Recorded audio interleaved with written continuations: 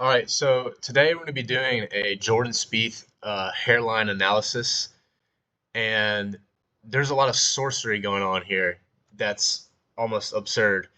So we can go ahead and look at this picture. I mean, it can kind of prepare you for the kind of sorcery that we're going to see. So let's go back to 2013. He's 19 years old here. He's about to turn 20, and as you can see, it's starting to go a little bit, but he still looks fine. Like he doesn't look terrible, but it's starting to go, as you can tell, which is brutal. I mean, 19 years old, starting to go. That's brutal. I would feel bad for him, but he went to Texas, so I don't really care.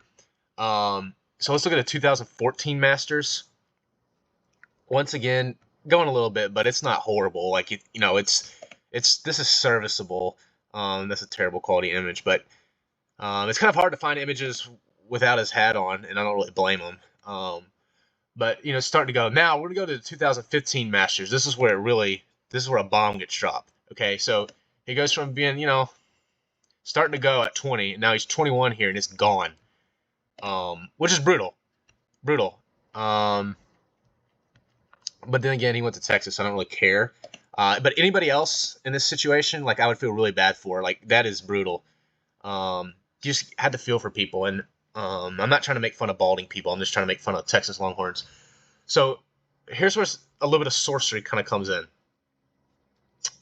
So we look at the 2015 Masters. 1 year later, this is how he looks. Okay? 1 year later. This is a 1 year difference.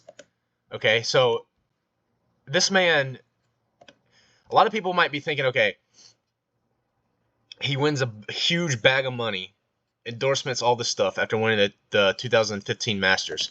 Comes back a year later, gets like a hair transplant or something. Which this is honestly from the fucking grave. Like look at this. Came back from the fucking grave. Like you gotta give us hope for all guys out there who are balding and shit. I mean look at that. It's him crying after he choked, but you can see he's got a nice hairline here. But here's where even more sorcery comes in. Because you think, okay, off season, he's got a bunch of money now. It's the off season, and he gets like a hair transplant. But this is not that much better than this. But this is like 2 months later, okay? And I think he's got more hair here. Okay, it's not much. It's not that much better, but it's better than this. Like, look at that. And then look, well, okay. But like, that's more. That is more than he has here, for sure. It could just be the angle, but let me see if I can find the same angle. I don't know. There's just some sorcery going on, okay? Like, look at this. He's got a little bit more. Well, that's a couple years later. Hold on. Yeah. Like, he's got a little bit more, I think. Which is sorcery, okay? And we can look at this image. Let's take a look at him today. We might as well. This is him within the last year, I think, because this article is posted in 2014. Decent, okay? Now, he's not taking his hat off a lot, so maybe it doesn't look decent, but his hat's off here. I mean, that's an insane recovery. To go from that to looking like pretty much like that today, pretty insane. So you might be thinking, okay, he got a hair transplant. This is what this article, Hair at Instant Bowl, says. And that could be. It could be. But there's something that goes on when you take certain hair medication drugs like minoxidil or finasteride and other stuff like that. Is like you have a shedding process. So my theory, I think it's a possibility that in this time frame, he's like, oh shit, I'm losing my hair. So he starts taking finasteride and starts either using topical minoxidil or something. And then what happens is when you start using it at first, it kicks all your old, dead hairs out. Okay, and it makes you more bald at first. Okay, so I think he was here, then he got more bald, and then here's it's starting to come back a little bit, 2 months later.